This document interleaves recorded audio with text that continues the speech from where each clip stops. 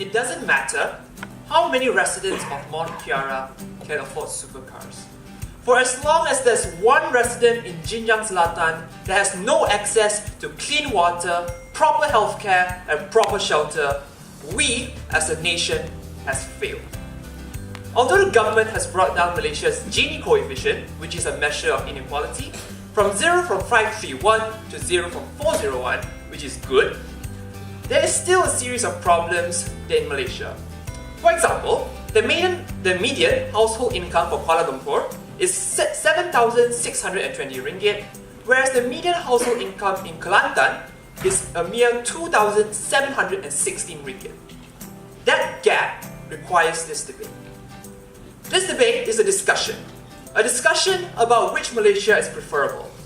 On the side of government, we want a Malaysia that as far as possible guarantees equal access to the opportunities and resources that this country has to offer to the maximum amount of people.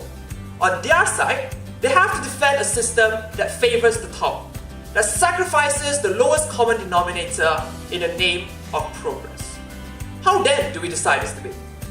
We think that this debate requires two standards. Firstly, which side can guarantee better access to the resources and opportunities that I mentioned, and secondly, which side can provide better success that we can gain. But before that, let me just clarify what does policies that reduce inequality mean. We believe that these policies can take various forms. In Malaysia, we have seen the new economic policy, we have seen programs like MARA, FELDA, public education, healthcare, progressive taxation, but in general, these policies share the theme of reducing the barrier of entry for these various sectors. On the other hand, policies that prioritise economic growth, have a seat, mainly focuses on maximizing output.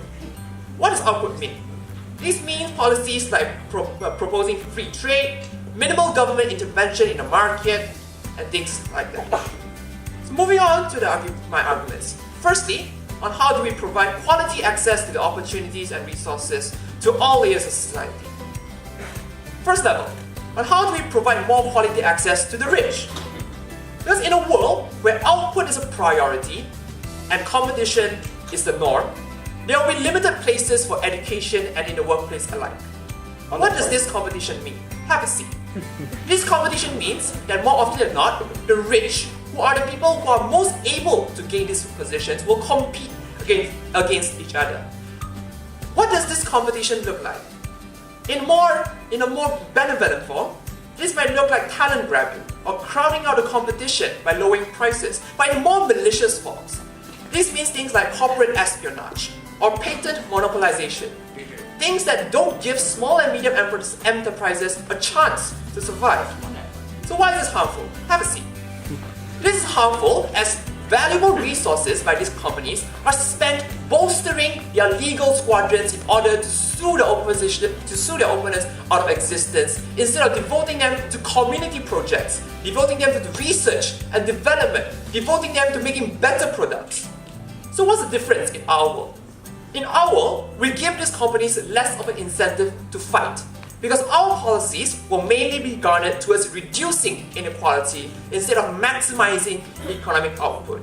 So in a world where the competition is viewed in a less valuable manner, more money will go to the communal projects, more money will go to collaborations between companies, because it is in their common interest to produce goods instead of competing against each other. Before I move on to my second level, yes.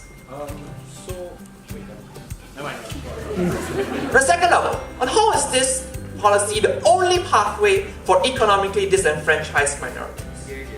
In the world of opposition, it's a world where it's merit-centered. Have a seat. It is a race to the top.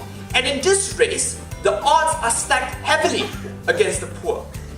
Not only through direct means like paying tuition fees or being able to afford private tuition, it also means due to the huge inequality in which various studies, have a seat, have shown direct correlation between social problems and income inequality like alcohol abuse, high divorce rates, higher infant mortality, and mental health.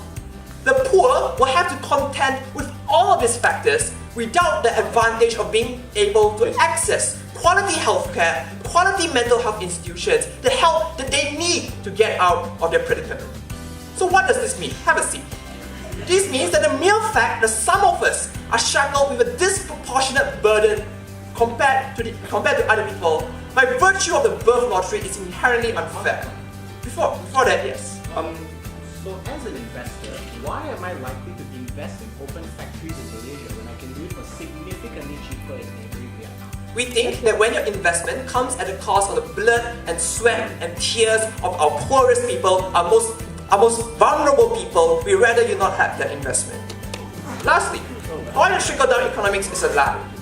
We believe that opposition has to defend trickle-down economics, a system that relies on the fact that the wealth by the privileged will somehow reach the poor. It doesn't work.